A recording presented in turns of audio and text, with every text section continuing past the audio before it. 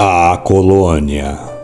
A maioria de nós tem o dever de ter tido avós contadores de histórias assustadoras, não é? Isso é tão clássico quanto as próprias lendas e histórias contadas por eles. Pelo menos era, antes da geração smartphone. Eu tive um avô contista, e confesso que dos bons. Eu adorava ouvir as suas histórias. Nós morávamos em uma chácara, meu pai e ele. Sempre quando dava um pé d'água, a energia elétrica parava. Bem, na verdade, ela parava até com um chuvisco. Às vezes, mas apesar dos pesares, eu até que gostava. O que importava mesmo nesses dias era a oportunidade de provocar meu avô, para que ele contasse as histórias que tinha vivido enquanto morava em uma dessas colônias de fazenda do interior. Meu nome é Pedro, e o caso que eu vou relatar aqui foi meu avô Agenor, que me contou em um desses dias chuvosos. Agenor Pequitito, como era conhecido na colônia, só era pequeno mesmo na estatura, mas quem o conheceu sabe da coragem que ele tinha. Aliás, coragem essa que o fez com que esses relatos pudessem ser contados hoje. Digamos que ele enfrentava coisas que nenhum outro morador da pequena vila tinha coragem. Meu avô morava com minha avó, minha mãe que ainda era criança, e meus dois tios em uma casa na vila de trabalhadores de uma antiga usina de açúcar, no qual meus tios trabalhavam, bem na divisa. Bom, acho melhor não dizer as cidades. Enfim, vamos aos fatos. Num dia desse sem energia elétrica, eu pedi para que ele me contasse algo estranho que ele tinha vivido lá na usina. Moleque, depois você vai ficar com medo na hora de dormir e sua mãe vai me encher o saco. Lembro claramente dele me dizendo isso. Mas eu, ansioso como sempre, disse que não, que ele podia contar sem problemas. Tá, mas se ficar com medo depois, eu não conto mais nada, hein? Disse ele, louco para contar. Bem, na época que isso aconteceu, muitas pessoas estavam desaparecendo por aquelas bandas, sem deixar rastro. Nem mesmo os investigadores da polícia conseguiam encontrar explicação, nenhuma pista. Os mais céticos juravam que tinha algum maníaco matando e desovando os corpos nas matas densas que havia por lá. Já os mais religiosos e supersticiosos ficavam apavorados, juravam que era coisa de outro mundo desaparecendo com as pessoas. Nós morávamos na colônia da usina, mas eu trabalhava na fábrica de cerâmica, que ficava a 1h20 de bicicleta. Como dá para imaginar, eu saía bem cedo de casa, para dar tempo de entrar às 6 horas da manhã no serviço. Então pulava cedo da cama, antes das 4, pois para partir ainda tinha que alimentar os porcos que tínhamos e pegar os ovos no galinheiro. E foi nesse ponto que a estranheza, o mau presságio daquele dia começou. Quando eu cheguei para apanhar os ovos, vi que seu Teodoro, um colono que tinha se mudado para a vila há poucos meses, estava parado do lado do galinheiro. Aparentava estar bem tranquilo, com um palheiro na boca. Até me espantei, como um pouco de intimidade que tinha com ele, perguntei em tom de deboche se tinha caído da cama. Afinal, ele trabalhava ali mesmo na usina. Não tinha motivo para acordar tão cedo, pelo menos aparentemente não tinha. Esse tal Teodoro era um sujeito querido pela vizinhança. Apesar de ser novo por ali, além de ser sobrinho da dona Luísa, mulher muito estimada na vila. Ele estava sempre envolvido nos afazeres da comunidade, da igreja e do padre Aguinaldo, com o qual fez amizade rapidamente. Inclusive era um rapaz de hábitos normais. Mas então naquele dia algo estava esquisito. Ele não esboçou nenhuma expressão com a minha brincadeira, nada habitual para um bonachão. Quer dizer que o senhor, seu Agnor, não tem medo de nada? Anda armado por aí e diz que vai atirar, quando ouve coisas estranhas por essas estradas aí. Foi isso que ele me disse, antes de eu começar a ficar incomodado com a situação.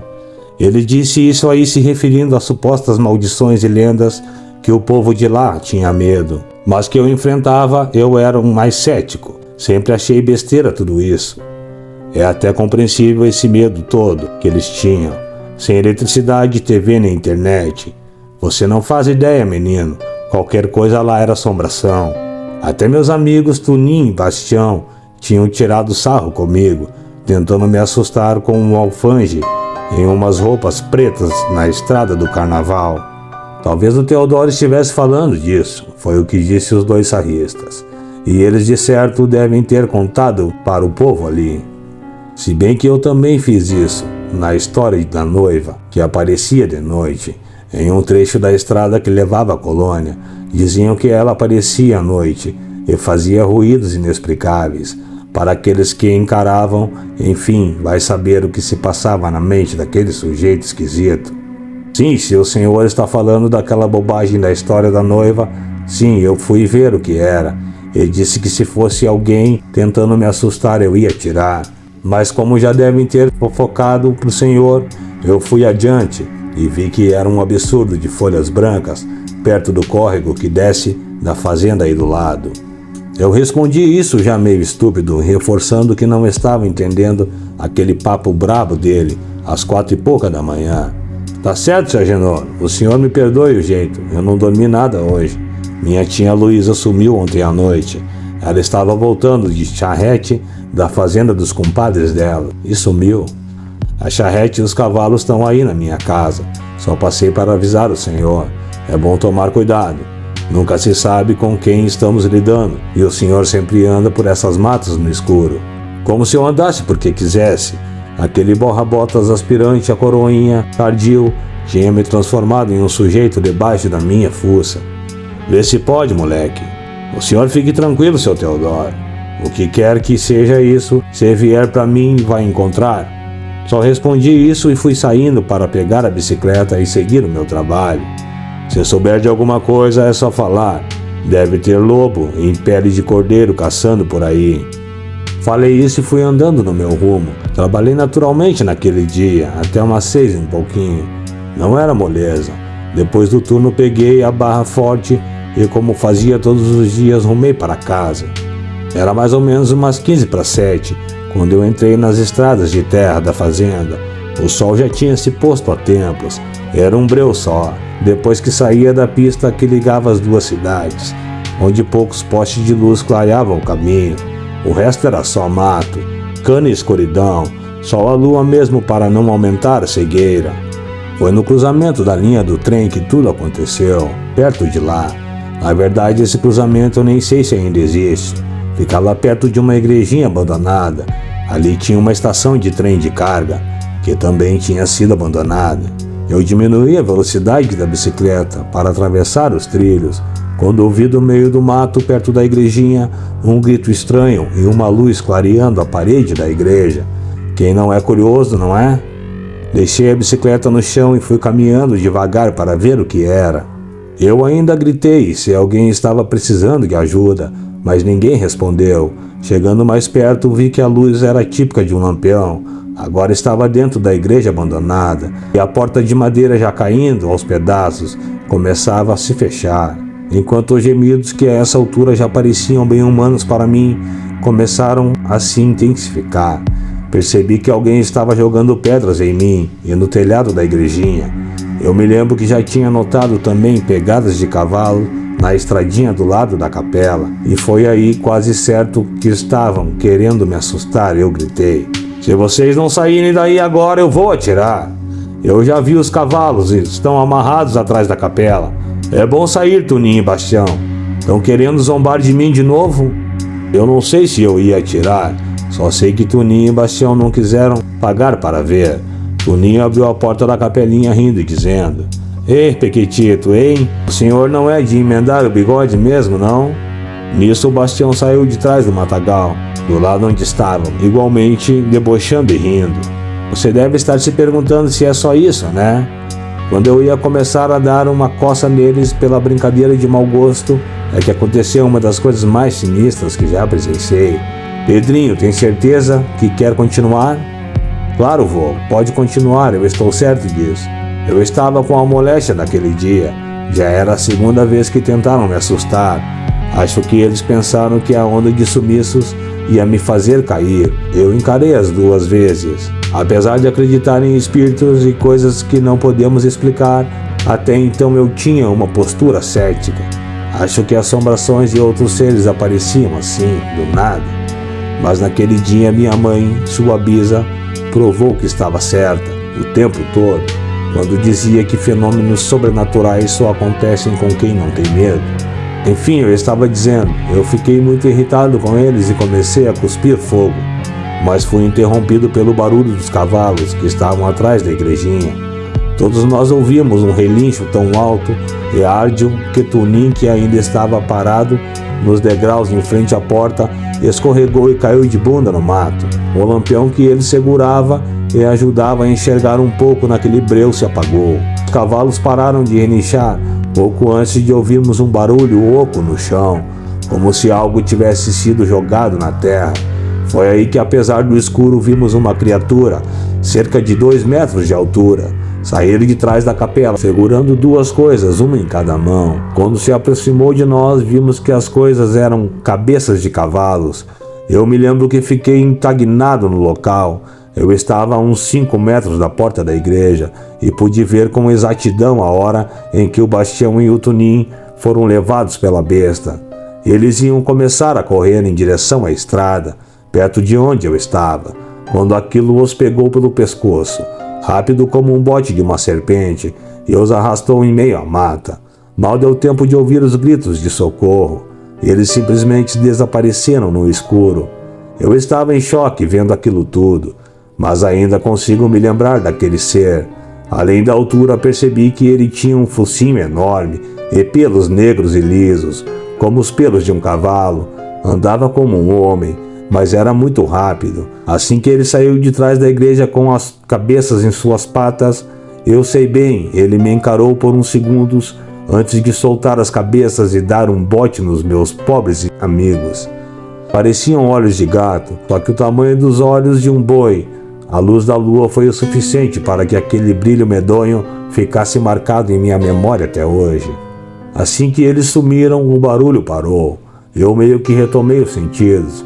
Contando para você hoje, eu lembro de como me senti. Era como se eu estivesse entorpecido, uma sensação de embriaguez. Lembro também que assim que sumiram na mata, aquela sensação esquisita de dormência passou e eu puxei o revólver e fui em direção ao mato, onde eles desapareceram. Gritei pelo nome dos 2, mas não tive resposta. Nada podia fazer sem a ajuda de uma iluminação. Então fiz o que dava. Peguei a bicicleta e pedalei o mais rápido que pude em direção à colônia. Queria contar logo e voltar lá para tentar encontrar os 2. A primeira pessoa com quem contei foi minha avó. Logicamente, ela ficou muito assustada e insistiu comigo para que fôssemos à casa do senhor Antônio, um dos encarregados da usina. Além dele, só os donos de lá tinham telefone em casa. Chegamos no seu Antônio e contamos a história, e apesar de desconfiado, ele ligou para a polícia e falou do ocorrido. Seu Agenor, eles disseram que vão mandar a equipe para cá. Pediram para aguardar. Assim que o encarregado disse isso, fomos à casa dos 2, dar notícia para suas famílias.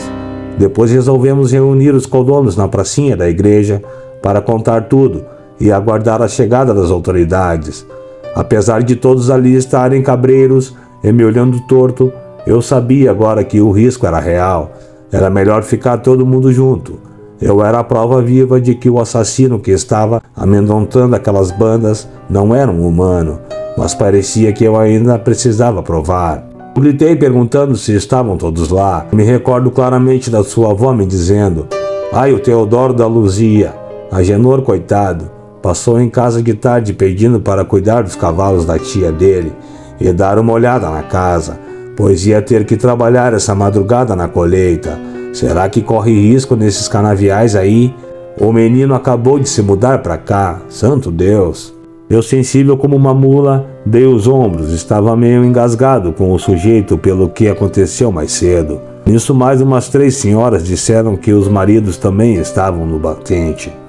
Eu disse que tudo bem, o importante era todos ficarmos juntos para evitar mais um ataque ou sumiço. E nesse clima esquisito e cheio de burburinhos que se formou em frente da igreja, apareceu na estrada da vila o padre Aguinaldo, em seu cavalo, e bem atrás dele o cavalo da polícia. O povo ficou alvoroçado, e foi só ruído, mas eu, sempre desconfiado, pensei: estranho. Não é comum ver o padre sair da colônia, e ainda mais incomum vê-lo voltar tão tarde. Àquela altura o relógio já marcava mais de 10 horas da noite. Enquanto o carro da polícia se aproximava da pracinha, o padre passou com seu cavalo bem perto de mim. Eu notei um pouco da manga de sua camisa branca, que estava debaixo da batina, e dava para ver. Tinha uma mancha vermelha, perto do punho. O padre Aguinaldo percebeu o que eu vi, e meio sem jeito deu uma puxada na parte preta da batina, para esconder, dizendo boa noite. Caramba, vô, como você notou isso? Moleque, a essa altura não vou precisar te explicar isso. Eu fiquei quieto, só observei cabreiro. A situação era estranha, mas não havia de ser nada. Sempre soube lidar bem com minhas emoções, e meu susto já tinha passado. Eu já estava lidando com coisa toda com a razão. Tudo o que eu queria era começar logo as buscas. Eles ainda poderiam estar vivos. Assim que a poeira começou a baixar, foi feita uma força-tarefa entre os homens da colônia e os oficiais de polícia. Eram duas equipes. Eu fiquei com a equipe que ia rastrear a parte onde eu avistei a coisa, e a outra equipe ia ficar nas matas da fazenda ao lado, onde Dona Luísa tinha desaparecido na noite anterior. Enquanto nós preparamos para sair, o padre se ofereceu para ficar lá em vigília, com as mulheres e as crianças, rezando para termos sucesso nas buscas. Apesar de ter ficado incomodado, eu não me opus. Apenas sugeri ao seu Antônio que ficasse com mais um homem armado, de guarda perto da igreja, para evitar qualquer imprevisto. Eles consentiram e assim seguimos em direção à igrejinha abandonada. No grupo apenas eu e o capitão César tínhamos armas. O resto dos homens estava apenas com facão. Já bem perto de lá, ouvimos no meio do mato barulhos de galhos se mexendo, ruídos no mato, tipo rastejo de cobra, só que mais intenso. Nós diminuímos os passos e fomos devagar, em direção ao barulho, mas de repente tudo ficou silencioso. Paramos também para observar e procurar algo, pois alguma coisa tinha ali. O barulho parou muito bruscamente. À nossa frente, apenas uma touceira de mato amassado e uma árvore grande. Só conseguimos ver a luz de 2 lampiões a gás e era capaz de nos mostrar. Eu e o César já estávamos com as armas em punho, quando aquele ser demoníaco apareceu de novo. Pedrinho, ele pulou de cima da árvore, bem em nossa frente. Só que dessa vez ele não parecia calculista, como antes. Nesta ele urrava alto, mostrando uma fileira de pequenos dentes pontiagudos e babado. Ele tinha sangue pingando daquela fuça comprida, mas para azar dele, eu também estava diferente dessa vez. Eu sentei o dedo nele, o César também. Acho que demos uns 10 tiros no bicho, enquanto a fera riava nas balas. Ele começou a ficar desfigurado e começou a diminuir de tamanho e a gritar como homem, mas ainda não dava para enxergar os detalhes, pois mantínhamos a distância por precaução. Assim que aquilo caiu de vez no chão e só se ouviam poucos grunhidos abafados, chegamos mais perto e, para nossa surpresa, quando colocamos um lampião perto daquela fuça horrenda, vimos que aquele monstro era o miserável do Teodoro. Aquele maldito ainda tentou dizer alguma coisa antes de voltar para o inferno de onde deve ter saído. Lembro que ele me disse, tem mais, mas nós estávamos tão eufóricos com aquilo que nem demos muita atenção. Apenas seguimos vasculhando o local para ver se ainda tinha algum vivo por ali, mas não, só encontramos corpos. Num barraco perto da árvore de onde ele saltou, encontramos uma espécie de toca, onde estavam Toninho e Bastião e Dona Luzia, além de outros 4 corpos de moradores da região. Aquilo foi indescritível. Muitas pessoas da colônia se mudaram para a cidade. Depois de algum tempo, até a usina faliu. Ninguém mais queria ficar ali. Foram uns 2 anos de declínio total da região. Nós também nos mudamos, mas você deve estar se perguntando na mancha da camisa do padre, não é, meu filho? Pois bem, uma semana depois do ocorrido, logo após a missa do 7º dia dos meus amigos, eu fiquei fumando um palheiro perto da porta dos fundos da igreja, esperando o padre Aguinaldo sair. A casa dele era bem ali do lado. Quando ele saiu, eu perguntei da mancha e fui além. Disse que o enviado do capeta tinha dito, tem mais antes de morrer. Ele ficou claramente incomodado. Seu Agnor, que desconfiança é essa? O que quer que esteja se passando nessa cabeça? Suspeitar de um representante de Deus é pecado. Homem, não que eu lhe deva satisfação, mas pode se aquietar. Naquele dia eu fui rezar na missa da capela da fazenda de Santa Clara. Eu acabei me atrapalhando e derramei a taça de vinho na batina. Só isso. Passar bem, seu Aguinaldo. E eu tenho mais que dizer que tem outro monstro. Ele ainda está por aí, e não sou eu. Ele me disse isso e foi virando as costas em direção à sua casa. Mas, vô, o senhor foi na fazenda Santa Clara perguntar se ele realmente estava rezando a missa lá naquele dia? Quando meu avô ia começar a responder, a luz voltou e ele me disse: fui, meu filho, mas essa história ficará para outro dia. Não esqueça de deixar o seu like e se inscrever no canal.